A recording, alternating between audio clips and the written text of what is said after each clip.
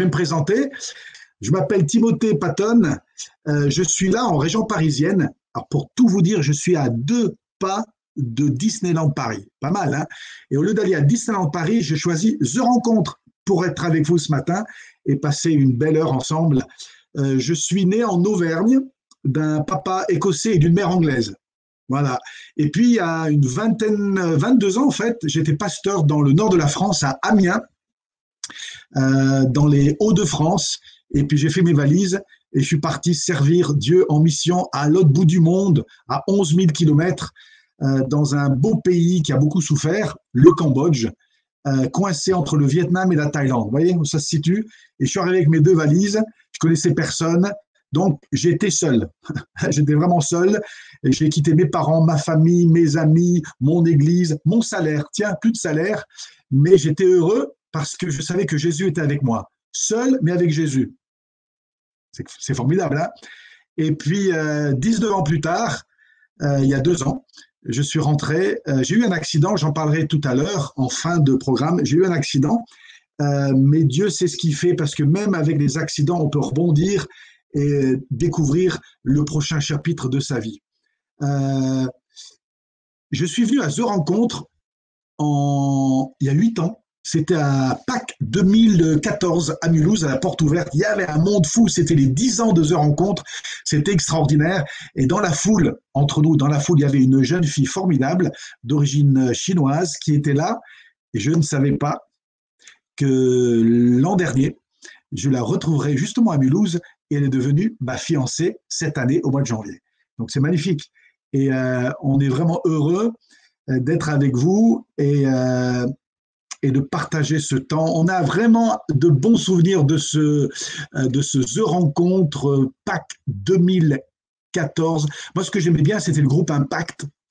C'était du tonnerre. J'ai beaucoup aimé aussi ce qu'ils appelaient, je ne sais pas s'ils le font encore, Mathias, est-ce qu'ils le font encore, la soirée No Limit. No Limit, c'est le samedi soir ou le dimanche soir.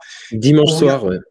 Le dimanche soir, on regardait même plus l'heure. C'est mieux quand c'est comme ça et on laisse le Saint-Esprit faire ce qu'il veut dans nos vies. Magnifique. J'ai hâte que ce Covid soit vraiment derrière nous et je crois qu'on y arrive et que l'année prochaine, le The Rencontre soit le meilleur The Rencontre qu'on ait jamais connu depuis que ça existe.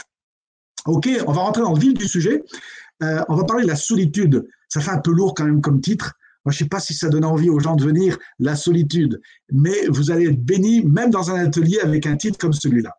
La solitude.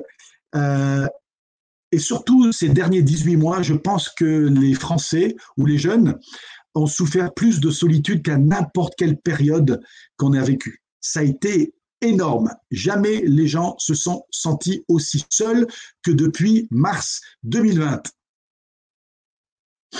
Ma belle-sœur, Rachel, qui habite dans le Nord avec son mari, mon frère, on est allé les voir l'autre jour et elle m'a dit, Rachel, elle m'a dit que les étudiants en Belgique, alors voilà le chiffre qui fait mal.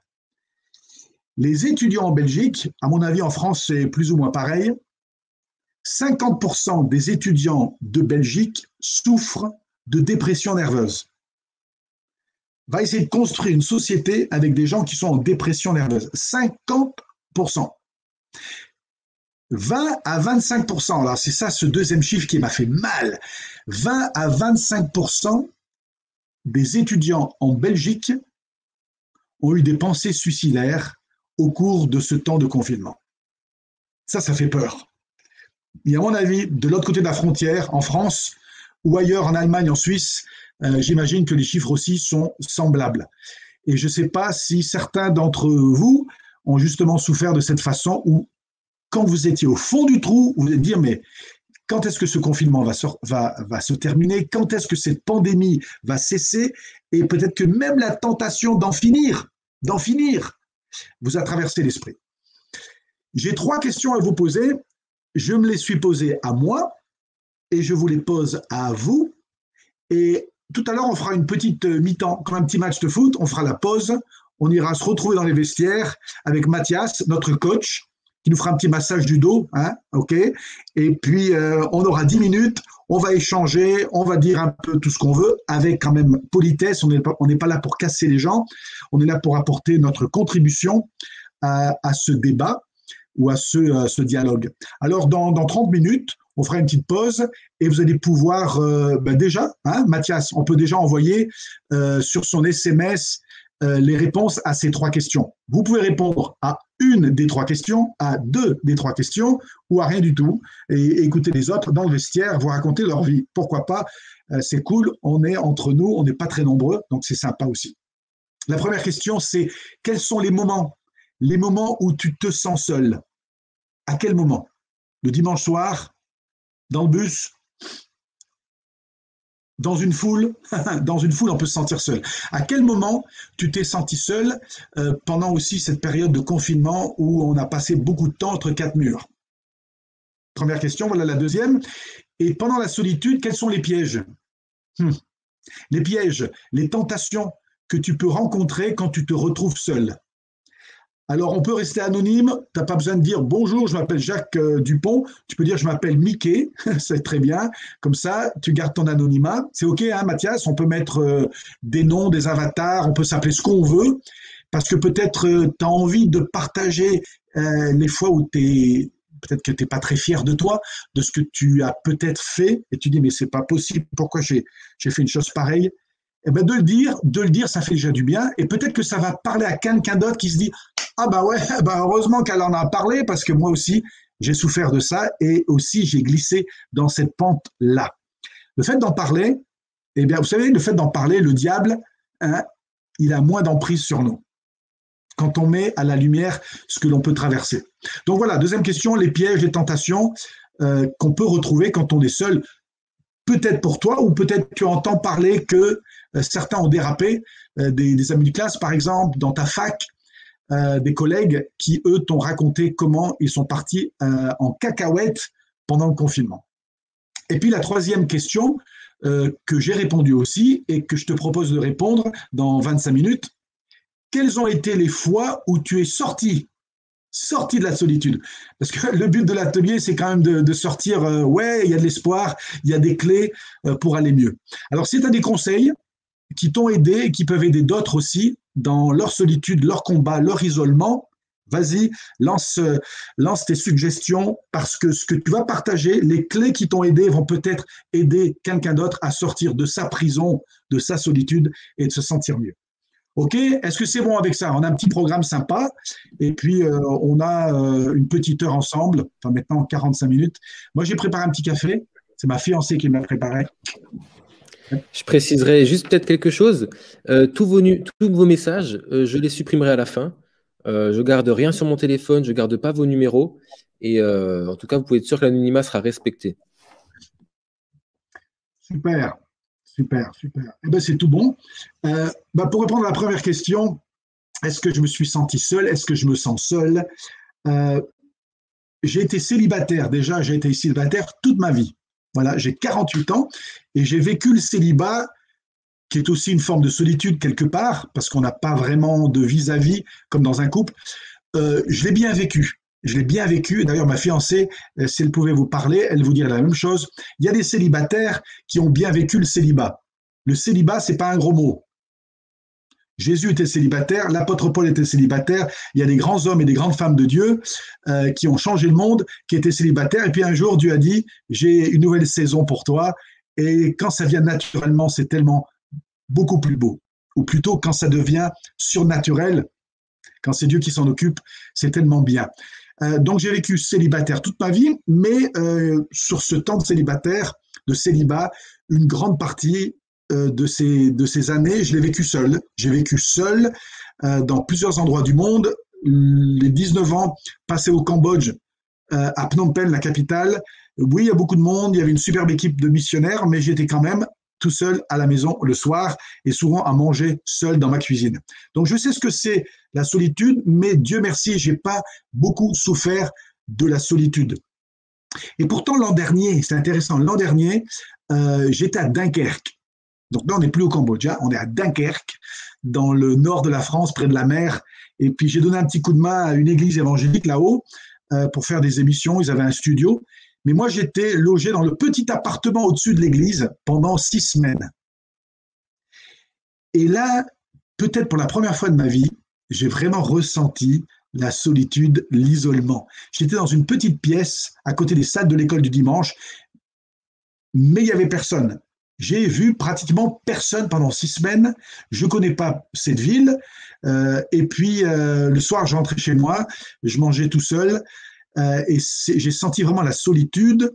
J'étais au-dessus d'une église, mais elle était vide, voilà, à cause du confinement. Donc j'ai suivi, comme peut-être toi tu l'as fait, des cultes en ligne. Bon, c'est sympa, mais l'écran après, à un moment, on n'en veut plus. Et donc j'ai souffert de la solitude, comme je pense que je n'en avais jamais souffert de ma vie. Et quand on est seul, il y a des pièges. Et je voudrais aborder le sujet qui fâche un peu, qui nous gêne un peu, les pièges, les tentations dans lesquelles on peut tomber, dans lesquelles tous, si on est honnête, le drame dans nos églises évangéliques, que je connais très bien, je suis né dans le monde évangélique, je prêche tous les dimanches dans une église évangélique. Hier, avec ma fiancée, on était à La Madeleine, près de Lille, dans le Nord, et ils sont tous pareils. On est tous pareils, les évangéliques, on a du mal à parler de ce qu'on considère des sujets tabous.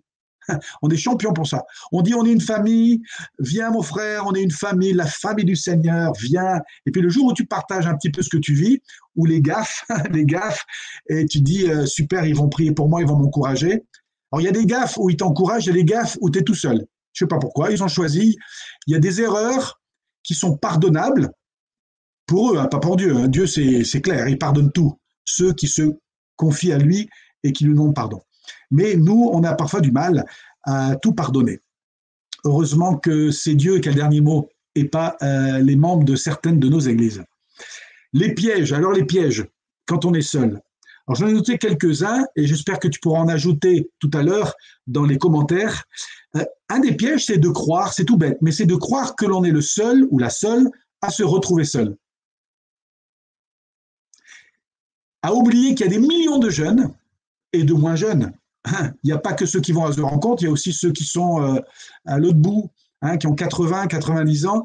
Eux aussi se sentent terriblement seuls. On n'est pas les seuls à être seuls.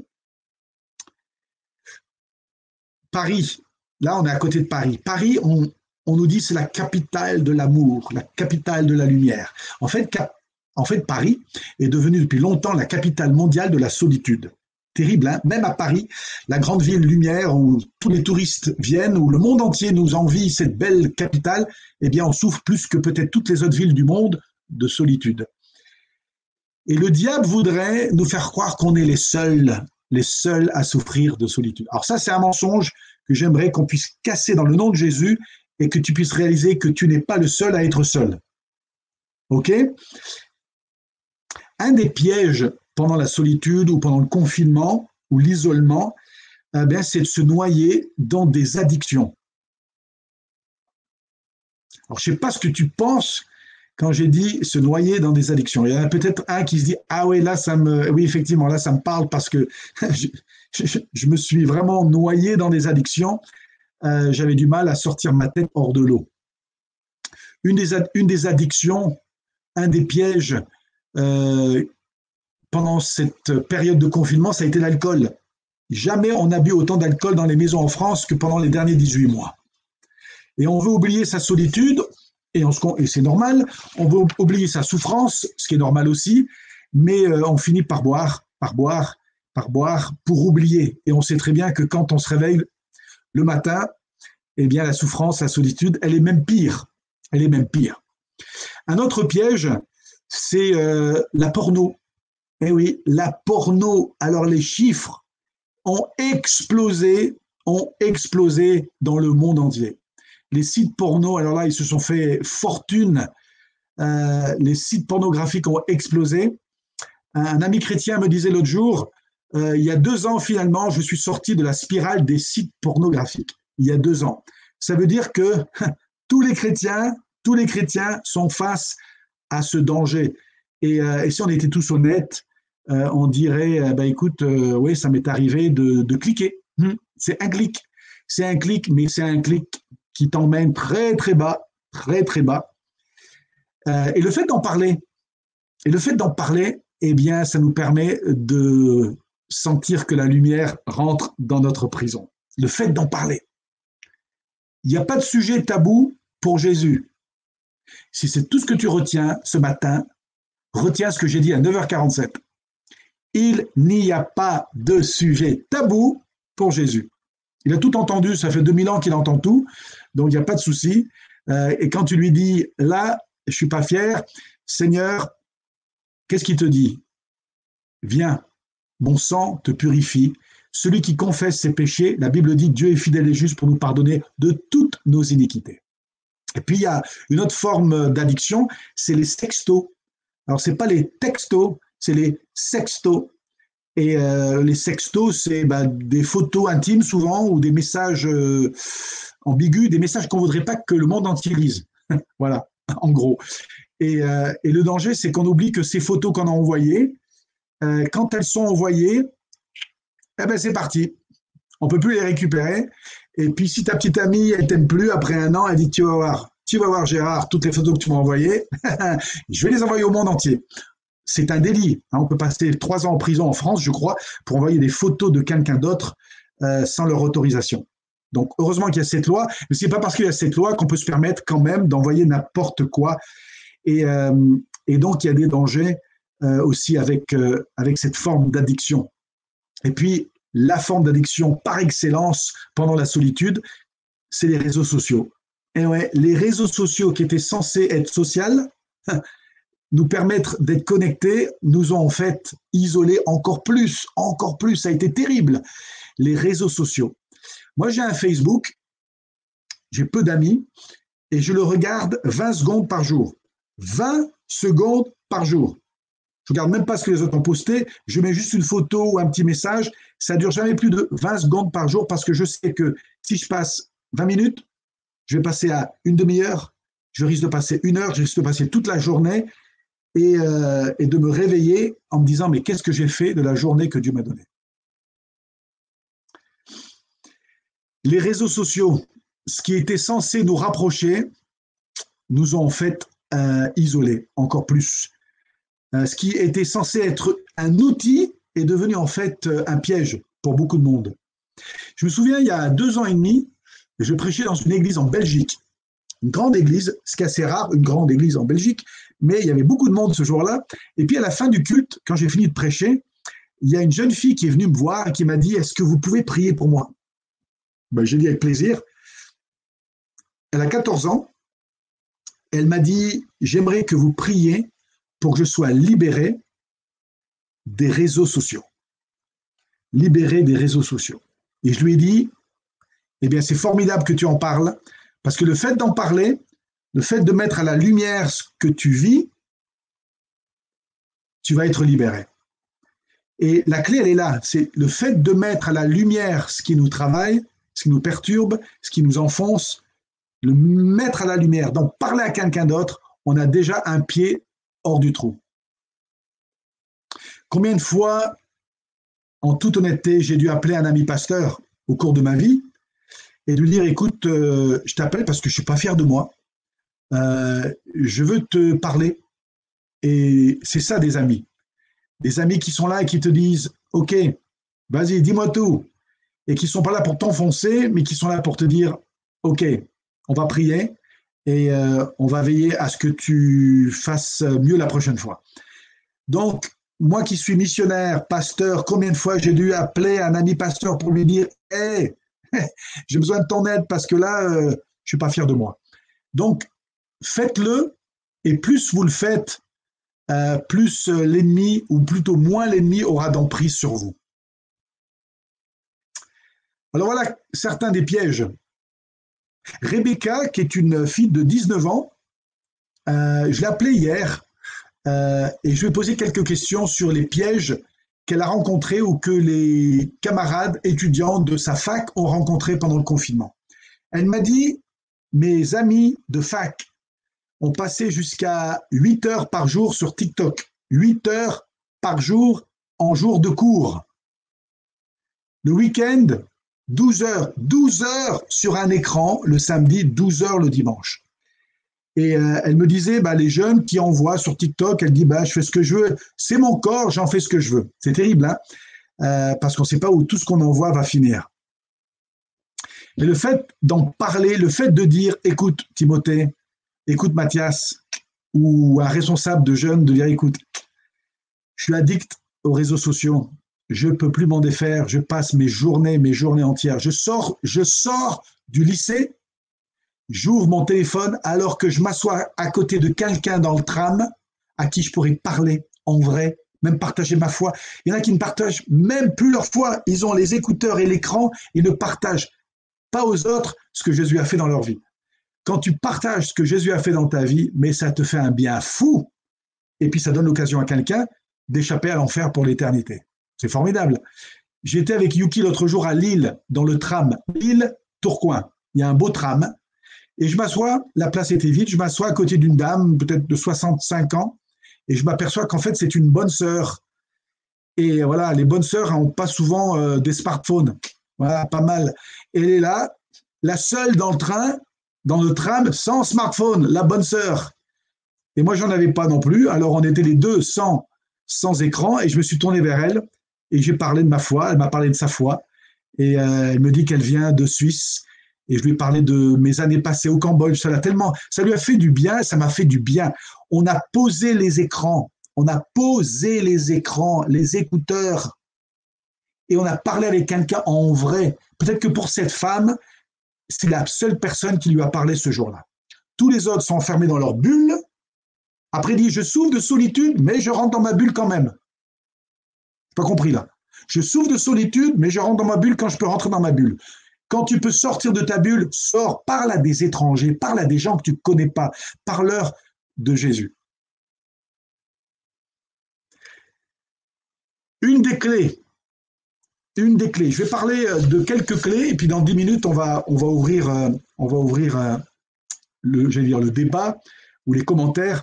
Voici la troisième question. Quelles sont les clés ou les fois où tu es sorti de la solitude? Une des clés formidables pour sortir de la solitude, c'est d'avoir un ou une partenaire de prière. Alors attention, pas une amie où tu vas chatter pendant des heures à t'abîmer les pouces sur l'écran, c'est pas ça. Alors c'est pas ça du tout. Si tu prends le téléphone, même si tu ne les vois pas, des fois de ne pas les voir, c'est encore mieux.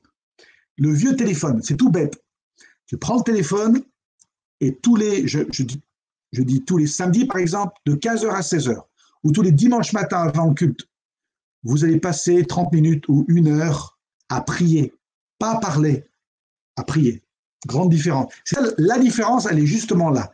Pas de parler, mais de prier. Parce que l'ennemi n'a pas peur quand on parle, l'ennemi a peur quand on prie. Et les victoires, elles sont vaincues, elles sont gagnées dans l'intercession, dans la prière. Quand j'étais au Cambodge, tout au fil des années au Cambodge, j'ai souvent cherché un partenaire de prière, un missionnaire, souvent plus ou moins de mon âge, et on se retrouvait et on prie ensemble. Je pense à André Bartoulot, qui est toujours au Cambodge, marié avec une Cambodgienne. On a tellement prié ensemble. Je pense à mon ami suisse, Martin Ernay, qui est toujours au Cambodge, célibataire, lui. On a prié ensemble.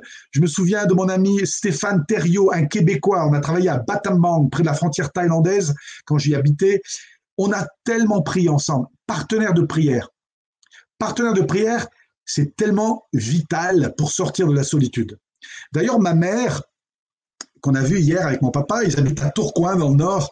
Ma maman, depuis 9 ans, elle a 83 ans, mais depuis 9 ans, elle marche de Tourcoing à Roubaix.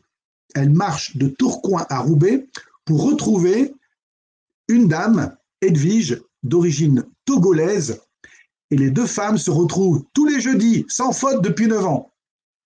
Avec le confinement, ils ont dû le faire par téléphone, mais aussitôt le confinement fini, elles se retrouvent pendant 1 heure dans une salle de l'école du dimanche de l'église évangélique de l'Union à Roubaix, pour être précis, et elles se retrouvent tous les jeudis et elles prient.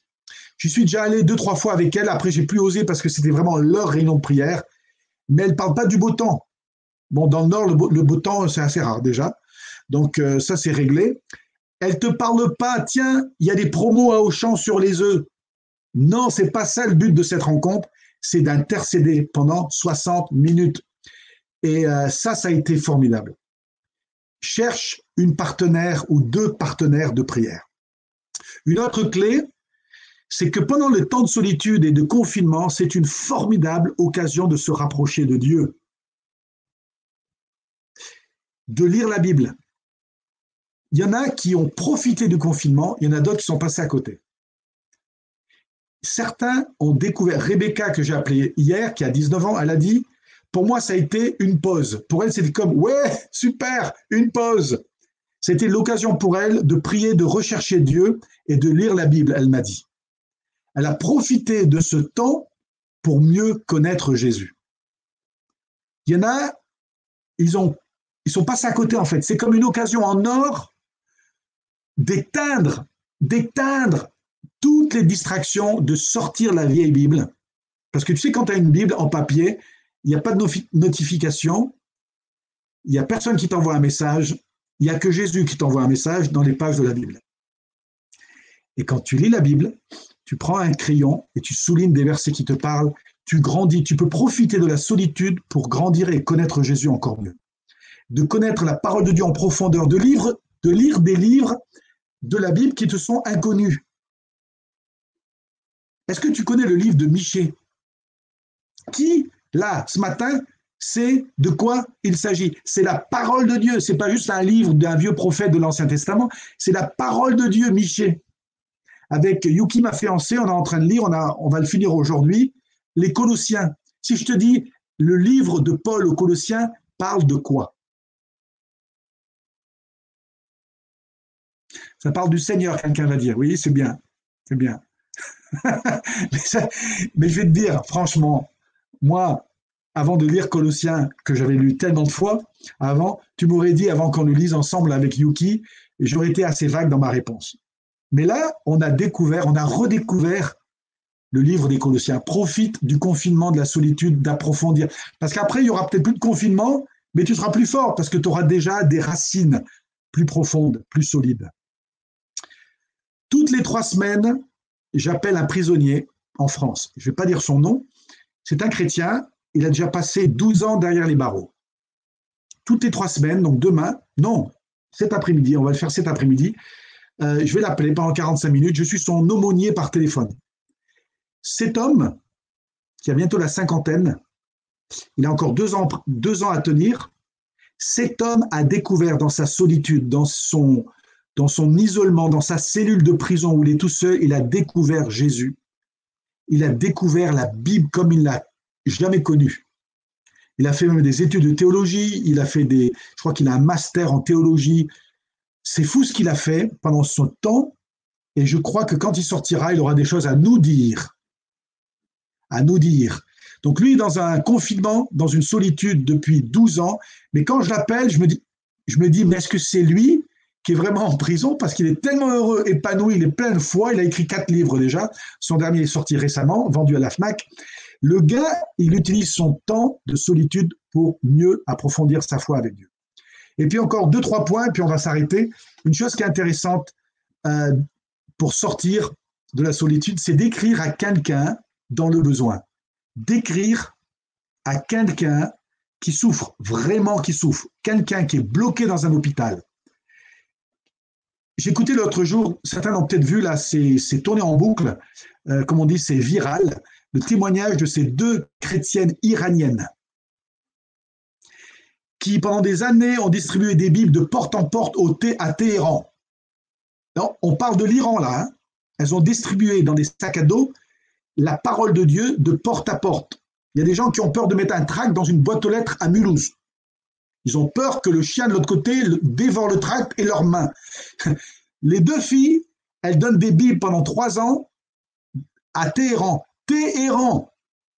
Elles ont été attrapées par la police après avoir distribué des centaines de Bibles. Et elles ont fini dans la pire prison de Téhéran. Et elles ont décrit, je n'ai pas le temps parce que le temps file, elles ont décrit ce qu'elles ont vécu.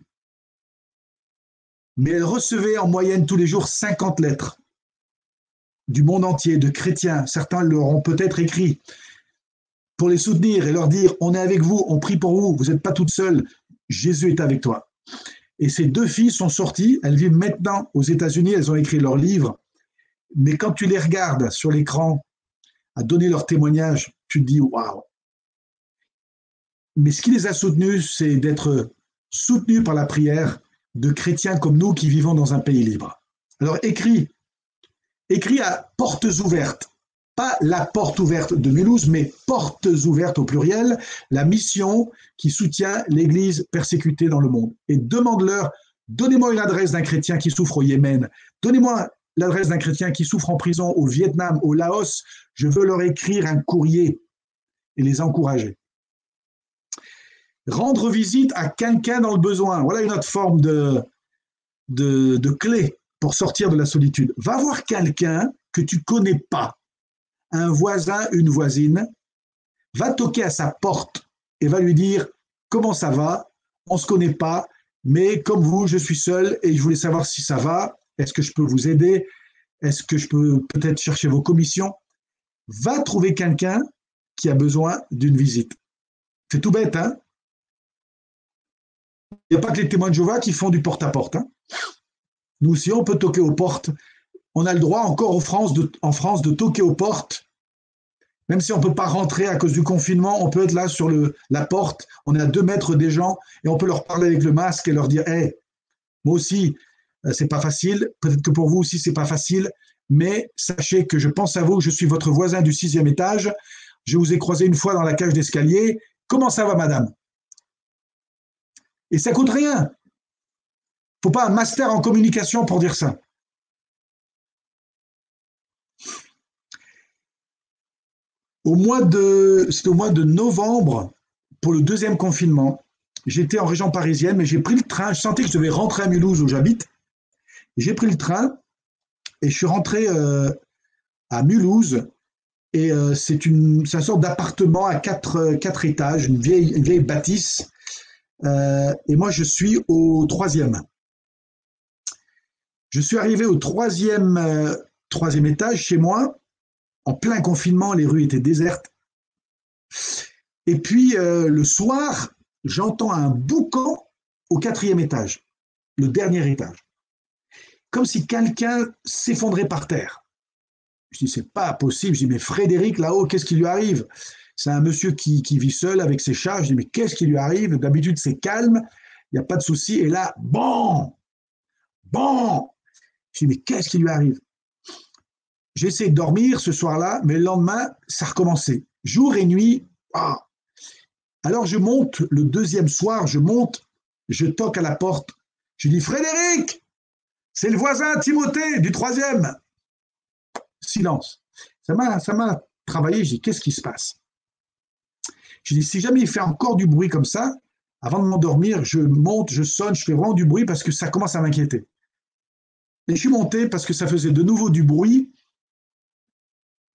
Et là, j'entends, au fond d'un couloir, « Je peux plus bouger, j'ai soif. » Voilà, je dis, waouh, on a un problème là. J'étais le seul à l'avoir entendu. Il n'a aucun autre voisin que moi. Je devais être à Paris encore 3 semaines, mais Dieu le sait, je devais rentrer ce jour-là à Mulhouse. Et ce voisin du dessus était dans un état terrible. J'ai appelé la voisine du bas, une mamie, elle savait où il y avait un double de la clé. On a ouvert la porte de l'appartement de Frédéric. Tout était noir. On ne voyait même pas où se trouvait. La lumière ne fonctionnait pas. Je vais au fond du couloir et j'ouvre la porte de sa chambre. Et là, dans la pénombre, je le vois. Il s'était effondré au bord du lit. Il ne pouvait plus se lever. Il avait eu un AVC. Paralysé. Il ne pouvait même pas avancer jusqu'au salon pour récupérer le téléphone pour appeler de l'aide. Il ne pouvait plus bouger et il ne pouvait plus manger ni boire ou aller aux toilettes. On a appelé le 15, puis il y a 2 infirmières qui sont arrivées et qui l'ont descendu marche par marche jusqu'à l'ambulance et il a fini dans un centre de rééducation à Mulhouse. Je suis allé lui rendre visite plusieurs fois, je lui ai offert une Bible, j'ai prié avec lui, il s'est ouvert à la foi et ça m'a fait beaucoup de plaisir de le revoir il n'y a pas longtemps, revenir paralysé d'un côté, mais il parle maintenant. Et j'ai quitté Mulhouse il n'y a pas longtemps, il y a une dizaine de jours. Et puis je lui ai remis un évangile de Luc. Et je lui ai dit, Frédéric, je prie pour toi, que Dieu te bénisse. Je l'ai invité à l'Armée du Salut, à l'église de l'Armée du Salut, qui est au bout de sa rue. Il est hésitant encore, J'espère qu'un jour il viendra. Dans son isolement, je suis allé taper à sa porte, taper aux portes des gens. Ça ne sera peut-être pas aussi dramatique que Frédéric avec un AVC, mais des gens qui souffrent dans leur cœur, qui ont besoin de visite et d'encouragement. Et puis, 2 autres points. Rattache-toi à une église ou à un groupe de maison. Voilà une autre clé pour sortir de la solitude. Rattache-toi à une église. Et encore mieux, engage-toi dans une activité de l'église. Ça, c'est une meilleure façon d'être vraiment connecté à cette église locale. C'est pas seulement je viens, je m'assois le dimanche, je chante, c'est super, je rentre chez moi. Non, qu'est-ce que je peux faire? Est-ce qu'il y a un programme dans l'église où je peux m'impliquer? Engage-toi dans une église locale, une excellente façon.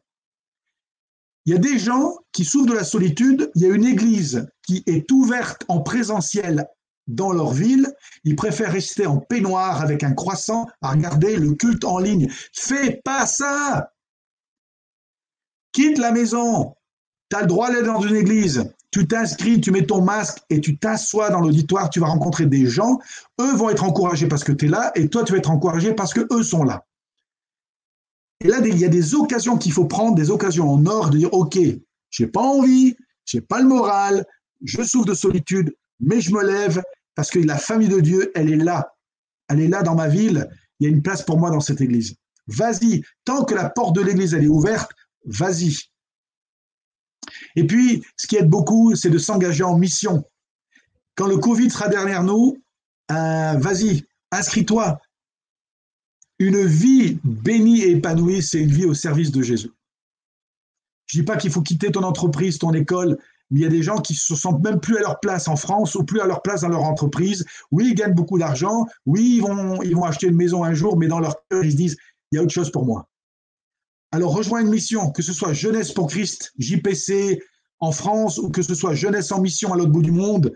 Vas-y, lance-toi.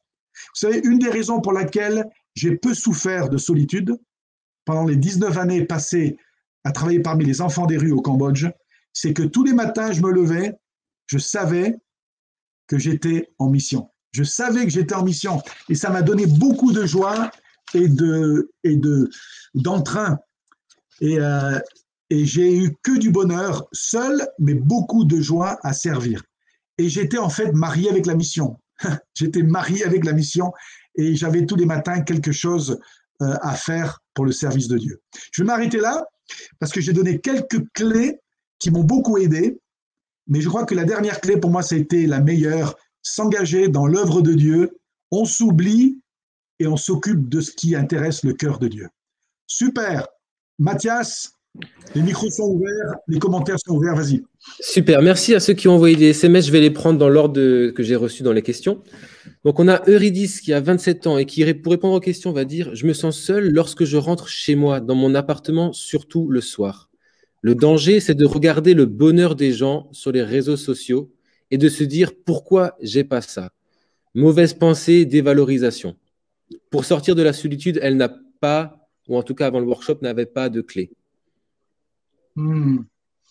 Donc, Eurydice, j'espère que tu as pu avoir des clés avec ce qu'a dit Timothée, se rapprocher d'une église, aller voir les gens seuls, ne pas hésiter à prier avec quelqu'un de confiance.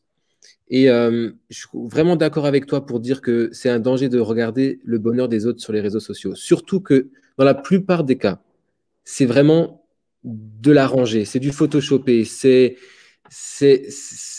pas du réel en fait. Ça touche tellement un si faible pourcentage de la population que c'est eux qui sont anormaux et c'est toi qui es normal. Ça, c'est mon point de vue, si ça peut t'aider en tout cas.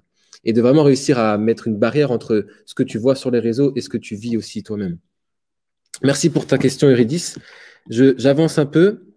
Alors, on a une personne, elle n'a pas donné son prénom, mais pour elle, les pièges de la solitude, être envahi de tristesse au point de se sentir paralysé et d'avoir le ventre et la gorge noués. Du coup, c'est bête, mais ça lui fait perdre sa journée.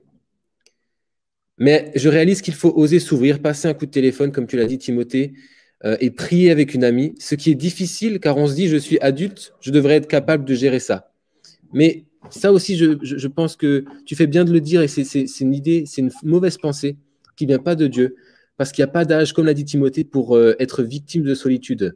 On peut être victime de solitude en étant adolescent, en ayant 20 ans, la trentaine être une personne âgée, il n'y a pas de honte à être adulte et avoir du mal à gérer ça. Les moments où tu t'es senti le plus seul, en général le samedi, car du coup, je ne suis pas à la fac et je ne vois plus personne la plupart du temps. C'est vrai que le samedi, c'est là où, en tout cas avant Covid, on pouvait se réunir parfois avec des groupes de jeunes d'une église. Donc, si ça peut t'aider à combler ces moments de solitude le samedi, je t'encourage à voir où est-ce que des églises, des jeunes bougent un peu le samedi.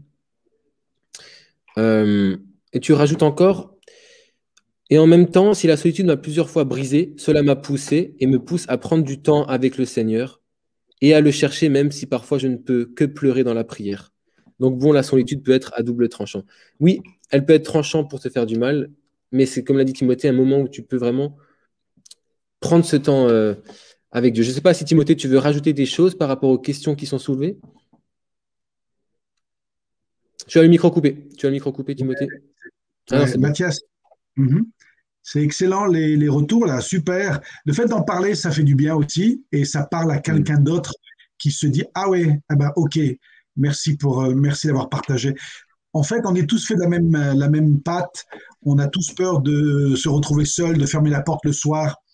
Et puis, on a tous les mêmes pièges qui nous attendent. C'est comme des mines antipersonnelles qui sont là et qui attendent d'être explosées.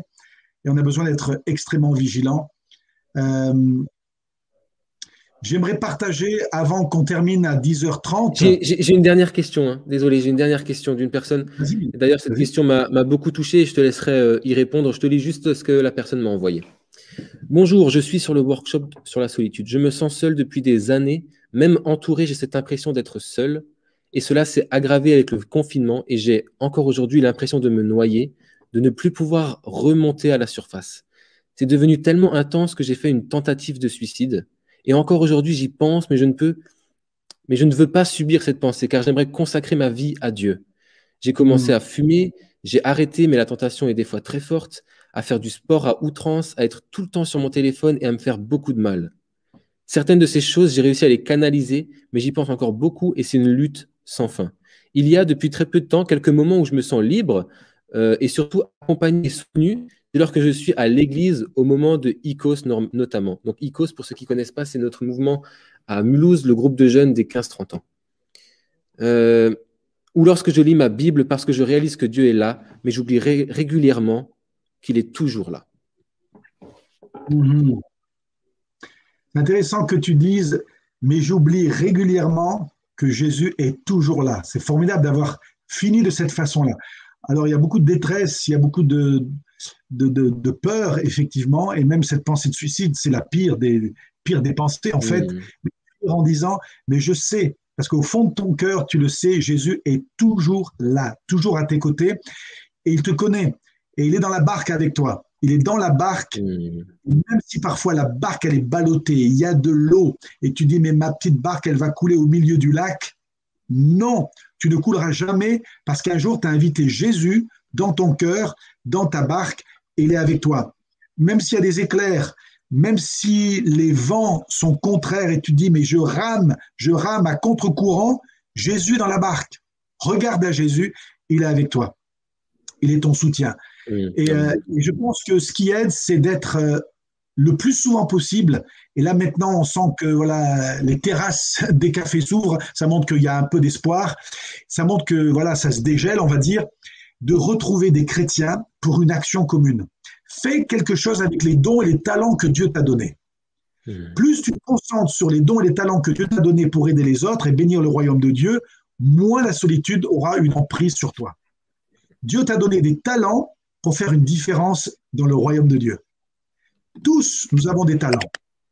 Il y a des gens qui sont doués à visiter des papis, des mamies. Va dans une maison de retraite, dans un EHPAD où les gens souffrent encore plus de solitude. Va t'impliquer dans un groupe d'évangélisation dans les rues le samedi soir. Va écrire du courrier à des églises persécutées. Va rejoindre l'église persécutée. Mets de l'argent de côté. Va pour un voyage missionnaire avec portes ouvertes au Vietnam, au Laos ou je ne sais où, en Algérie, pour soutenir ceux qui souffrent. Engage-toi dans une cause qui est plus grande que toi. Et je passe ma vie à dire ça, de dire, mais vas-y, fais quelque chose d'utile avec ta vie et tu verras que la solitude, les peurs, les craintes, elles vont s'estomper quand tu es engagé dans une œuvre de Dieu où tu mets tes dons et tes talents au profit de son royaume.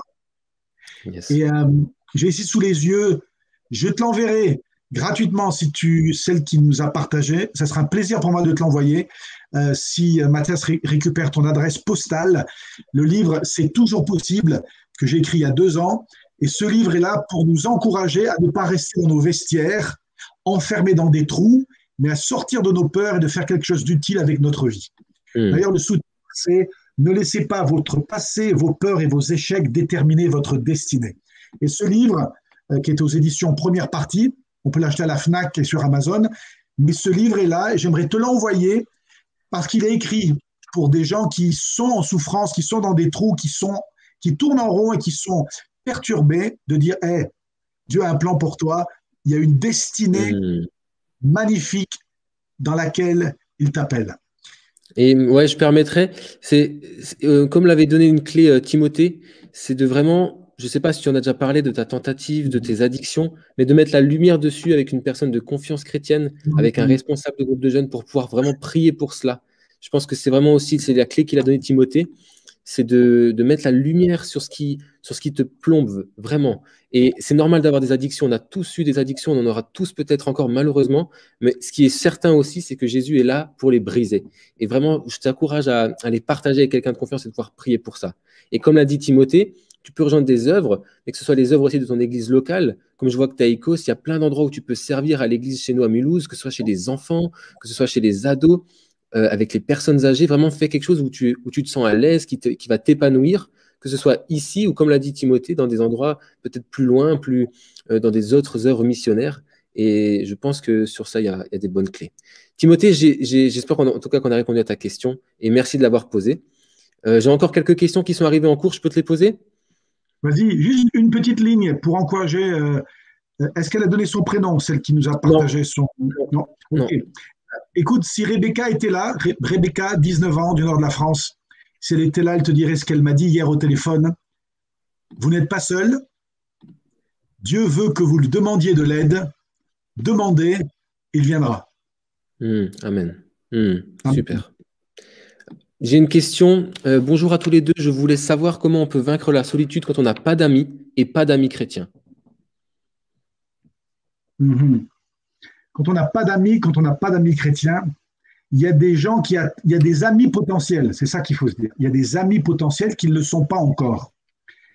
Et c'est tout bête, hein, mais il faut parfois traverser la rue, il faut parfois s'asseoir sur un banc public, il faut parfois s'asseoir à un arrêt de bus alors qu'on ne veut pas attendre le bus, on n'a pas besoin du bus, mais il y a des gens à l'arrêt de bus. Il faut parfois rester un peu plus longtemps au restaurant kebab, quand on commande, c'est pas simplement de dire je veux un kebab, 3,50 € et tu t'en vas, de dire non, je reste 1 minute de plus pour parler d'autre chose que du kebab. Et même si tu dois préparer ta petite phrase sur une feuille de papier que tu glisses dans ta poche, c'est pas grave. Mais une petite phrase de plus qui va créer une petite passerelle entre toi et les inconnus. Et on est tous appelés à faire cet effort. Il y a quelqu'un qui attend d'être ton ami. Moi, quand je suis arrivé à Mulhouse au mois de juillet, je connaissais pratiquement personne. Et là, je regarde tous les amis que Dieu a placés sur ma route et j'ai fait l'effort. Et quand on se lève le matin pour aller à l'école ou au travail, parfois on n'a pas envie. On ne fait pas toujours ce qu'on a envie de faire, mais on le fait parce que c'est la bonne chose à faire. On dit souvent aux enfants, allez, tu te brosses les dents le soir. J'ai pas envie. Eh ben, c'est pas une question de j'ai pas envie ou pas. Si tu te brosses pas les dents, tu auras des caries. Et parfois, on a besoin de se prendre par le col et de dire, OK, j'ai vraiment pas envie. Mais je vais me faire un ami. Tu te fais un ami. C'est déjà ça, un ami. Le but, c'est pas d'avoir 17 000 friends sur Facebook qui seront peut-être pas là quand tu es dans le trou. C'est juste pour avoir du chiffre. Parfois, il y a des gens qui ont des amis pour faire du chiffre. Vaut mieux avoir 3 bons amis que 3000 qui ne te connaissent pas ou qui ne sont pas là au bout du fil quand tu veux les appeler. 3 amis. Commence par 1.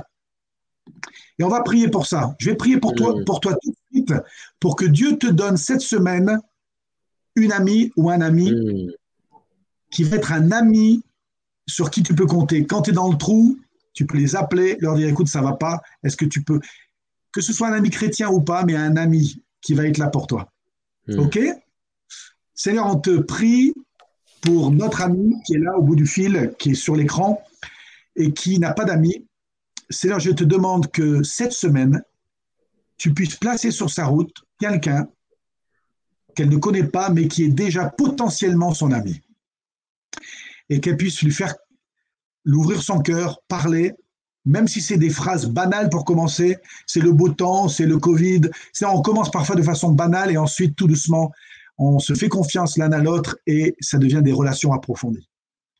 Seigneur, je te prie qu'avant dimanche, cet ami découvre un ami.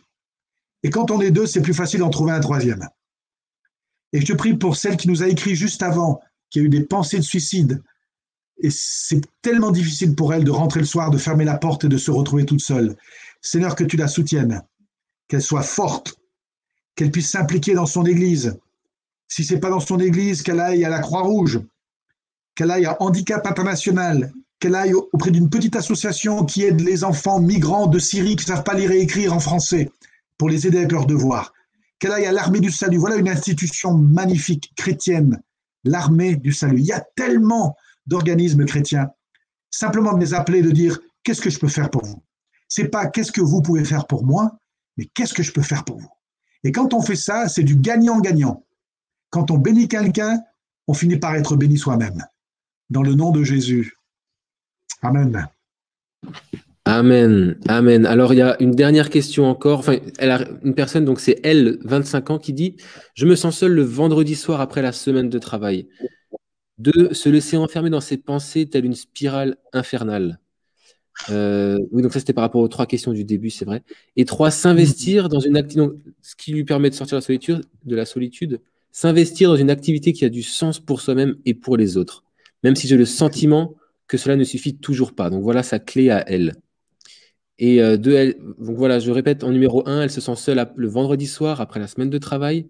Et en numéro 2, donc je crois que la question c'était qu'est-ce qui fait que tu te sens mal? Non, je ne sais plus. Se laisser enfermer dans ses pensées telle une spirale infernale. Super, merci d'avoir répondu aux 3 questions. Excellent. Et le but, c'est de partager ce que l'on vit, mais aussi de donner des clés. Parce qu'il y a une clé qui t'a permis de sortir de ta prison de solitude. Ouais, c'est s'investir avec les autres. S'investir avec les autres. On ne peut pas vivre sans les autres. On n'est pas fait pour être seul. C'est pas pour rien que Dieu a dit l'homme quittera son père et sa mère pour s'attacher. On doit s'attacher à quelqu'un d'autre, sans quoi on meurt à petit feu. Et si on peut, là on est sur l'écran. Moi je suis pas un grand fan de l'écran, peut-être parce que quand je suis né il n'y avait pas d'écran. J'ai découvert l'écran que récemment parce qu'au Cambodge il n'y avait pas tous les réseaux sociaux parce que c'est un pays du tiers-monde. C'est pas plus mal quelque part parce que ça m'a permis de parler aux gens. Je parle aux gens à l'arrêt de bus, je parle aux gens dans le restaurant, dans le café. Parler à des gens en chair et en os, c'est tout bête, mais on va finir, si on continue comme ça, on va finir à ne plus parler à des gens en chair et en os. Et c'est terrible. Et de dire non, j'enlève, là, je l'enlève, mais faire ce geste. Des fois, il faudrait leur donner 10 000 € à des gens pour qu'ils arrivent quand même à l'enlever. Enlève-le. Tu es dans un bus. Le monde va continuer à tourner si tu ne réponds pas à ton message, toi. Une maman peut-être qui souffre, qui se dit, mais je vais faire comment pour m'occuper de mes 3 enfants? Et de dire, Seigneur, donne-moi des rendez-vous divins, des connexions divines. Et de trouver quelqu'un. Tu enlèves, tu éteins tout, tu mets ça au fond de ta poche, tu dis, je vais faire les 25 minutes dans le tram aujourd'hui, en essayant de trouver quelqu'un qui a besoin de compagnie. Et si tu parles avec personne, eh bien, prie pour les gens autour de toi. Prie. Dire, Seigneur, je te prie pour cette dame. Elle a l'air d'être une femme peut-être migrante. Peut-être qu'elle ne connaît pas Jésus. Je te prie de la bénir. Et on commence à bénir, à changer l'atmosphère du tram, à changer l'atmosphère du train, à changer l'atmosphère de la station de bus. Priez pour les gens. Investissez votre temps pour eux. Ouais, je suis d'accord. Il y a une clé dans la prière, vraiment, d'y croire. Et encore un autre verset. Il n'est pas bon que l'homme soit seul. C'est une réalité pour notre ami qui disait qu'il n'avait pas d'amis. Vraiment, tu peux t'appuyer sur cette parole-là de Dieu, que vraiment Dieu veut l'heure pour toi, qu'il veut que tu trouves quelqu'un. Et je vous encourage à prendre courage. Et c'est pas facile. C'est vrai que Timothée, tu le dis. C'est vrai qu'aller vers les gens, c'est vrai que pour certains, ça peut être un blocage. Mais vraiment, prenez courage. Prenez courage. Et appuyez-vous sur Dieu. Vraiment, qui vous donne cette force-là. Voilà, c'est tout ce que j'ai à dire. Et puis, Tim, si tu peux encore conclure, on arrive vers la fin. Je vais conclure avec ce que m'a dit ma nièce l'autre jour. Naomi, elle a 19 ans. Elle a 19 ans. On était à table. Elle est venue nous rejoindre dans le nord de la France. Naomi, 19 ans, a été sur 4 continents avec différentes organisations missionnaires pour des courts termes en mission. Elle a planté des arbres au Sénégal, elle a aidé dans les bidonvilles au Cambodge, elle a construit une maison dans les favelas au Mexique. Et là, elle était, il n'y a pas longtemps, en plein Covid, en Albanie, avec une équipe de jeunesse en mission. Et Naomi nous disait l'autre jour, à table, à Waterloo, là, chez ses parents dans le Nord, et elle nous disait, mais avec l'équipe de jeunesse en mission à Paris, elle est à la base de Paris, on part tous les après-midi, on ne sait pas où on va, mais on a des petites cartes avec des encouragements, et on dit, ce que vous faites, c'est magnifique, Dieu vous voit, vous n'êtes pas seul, on prie pour vous. Voilà.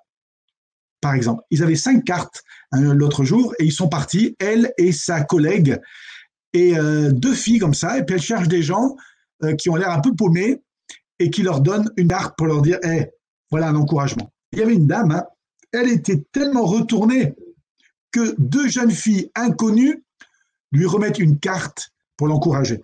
Et la dernière carte, ils l'ont donnée à une policière. Il y avait un groupe de policiers, ils étaient 6, il y avait une policière et Naomi a remis la dernière carte à une policière et ça lui a fait du bien. Et c'est ça en fait, de faire l'effort. Allez-y à 2.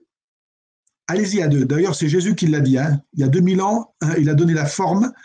Allez-y à 2. Comme ça, quand il y en a un qui est un peu découragé, l'autre le relève. Allez-y à 2. Ben, trouve quelqu'un, un partenaire. Ça ne coûte rien. Tu n'as pas besoin d'un gros budget. Tu n'as pas besoin de formation biblique. Tu n'as pas besoin d'avoir fait de la théologie. Tu prends des cartes. Tu notes des paroles d'encouragement. Va trouver une dame. Va trouver un SDF. Va trouver quelqu'un qui est seul. Va trouver une jeune fille. Tu la vois toute seule dans un parc et tu t'arrêtes avec ta collègue et tu dis, on ne se connaît pas, vous êtes peut-être surpris que je vous donne une petite carte, mais on a pensé à vous et puis sachez que Dieu pense à vous aussi. Tu fais ça, non seulement toi tu sors un peu plus de la solitude, mais tu aides quelqu'un qui est seul. Génial, génial. Il y a encore quelqu'un qui a dit que oui, c'est vrai, c'est comme ça qu'elle a rencontré un papy à un arrêt de tram, un chrétien anglophone. Comme quoi, en se donnant. Ouais, c'est ça, Dieu, il a tout entre ses mains, il est parfait, il n'y a pas de hasard. Et il mettra sur votre route quelqu'un qui saura vous écouter, vraiment quelqu'un qui aura besoin de ça aussi, c'est certain. J'ai encore une dernière question. Ah non, non, c'est bon, c'était pas une question, c'était une précision par rapport. Ok, c'est bon. Yes. Merci. Il est 10h30. On arrive à l'heure qui a filé déjà. Merci à chacun vraiment pour vos questions, le fait de vous être ouvert. On espère avoir répondu assez clairement. On espère que les clés de Timothée vont vous servir. Et n'hésitez pas à me réécrire si vous avez encore besoin de questions, même de sujets de prière. Vraiment, je n'en ai pas parlé avec Timothée, mais je pense qu'il sera d'accord pour dire que je pourrais lui transmettre. On pourra continuer à prier pour certains s'ils ont des sujets de prière. Et ça nous fera extrêmement plaisir. Donc, vas-y. J'attends l'adresse de celle. Elle l'a envoyé. Elle l'a envoyé. Un cadeau. Ouais. Un cadeau par jour, hein, parce que moi je suis écossais, alors on est un peu radin, on peut pas. Désolé pour les autres, ne soyez pas jaloux, mais nous sommes là pour vous aussi et on prie, on pense vraiment à vous. Je vous remercie d'être venu sur le live. Merci. Et je vous souhaite un bon week-end de Pentecôte encore dans les prochains workshops aussi. Passez une très bonne matinée, une bonne journée et puis soyez bénis.